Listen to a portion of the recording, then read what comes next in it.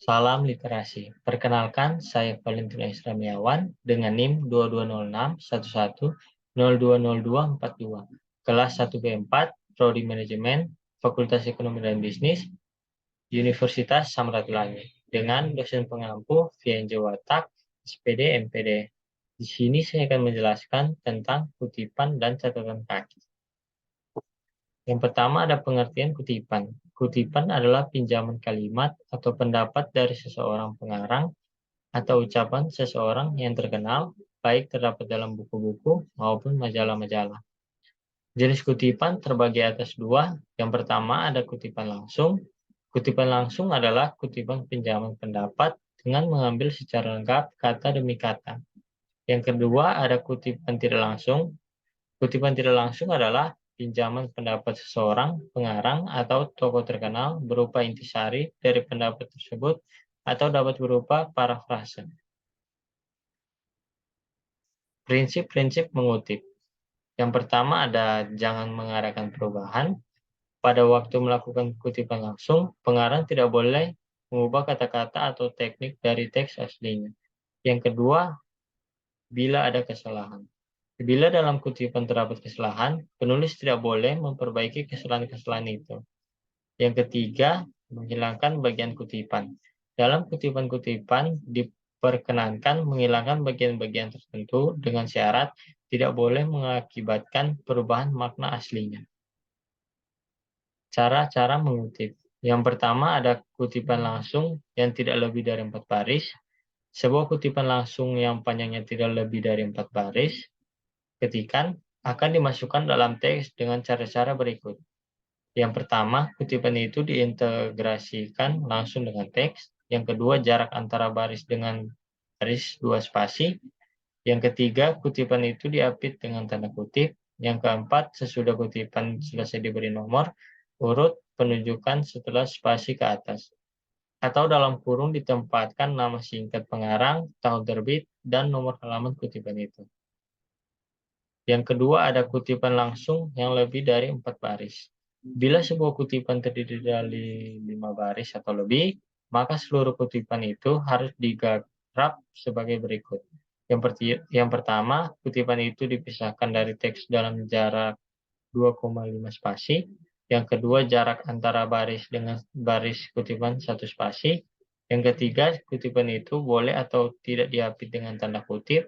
Yang keempat, sesudah kutipan selesai diberi nomor urut, penunjukan setengah spasi ke atas, atau dalam kurung ditempatkan nama singkat pengarang, tahun terbit, dan nomor halaman tempat terdapat kutipan itu. Yang kelima, seluruh kutipan itu dimasukkan ke dalam 5-7 ketikan.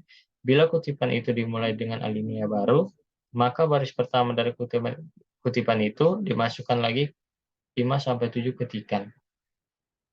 Yang ketiga ada kutipan tak langsung. Dalam kutipan tak langsung, biasanya inti atau sari pendapat yang dikemukakan. Oleh sebab itu, kutipan tidak boleh mempergunakan tanda kutip. Beberapa syarat harus diperhatikan untuk membuat kutipan tak langsung. Yang pertama, kutipan itu diintegrasikan dengan teks. Yang kedua, jarak antar baris 2 spasi. Yang ketiga, kutipan tidak diapit dengan tanda kutip. Yang keempat, sesudah kutipan selesai diberi nomor urut, penunjukan setengah spasi ke atas. Atau dalam kurung ditempatkan nama singkat pengarang, tahun terbit, dan nomor halaman tempat terdapat kutipan itu. Yang keempat ada kutipan atas ucapan lisan.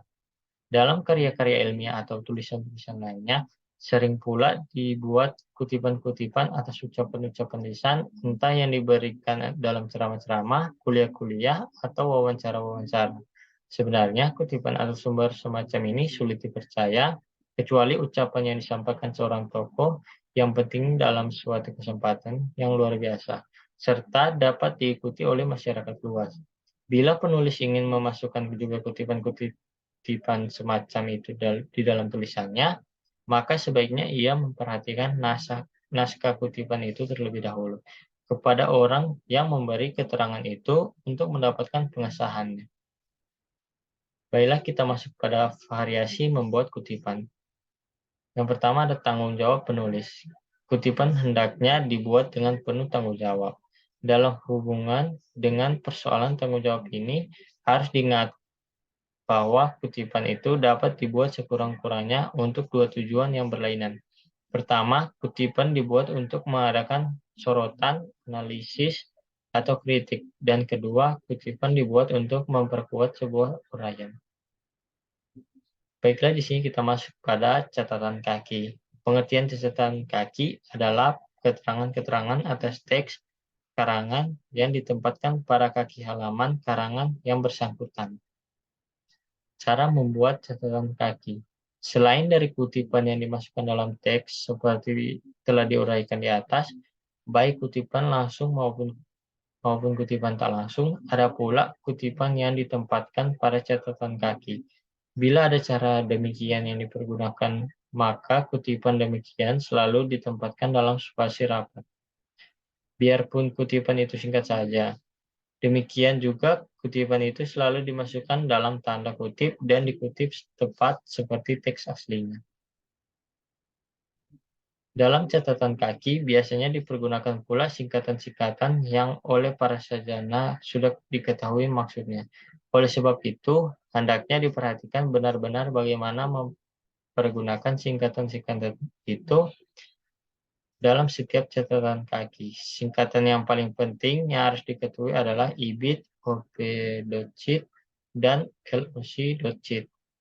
IBIT adalah singkatan ini berasal dari kata Latin ibidem yang berarti pada tempat yang sama. OP.cheat singkatan ini berasal dari kata Latin opere citato yang berarti pada karya yang telah dikutip. Velocicit singkatan ini berasal dari bahasa Latin logo citato yang berarti pada tempat yang telah dikutip. Sekian presentasi dari saya. Bila ada salah kata, mohon dimaafkan. Salam literasi.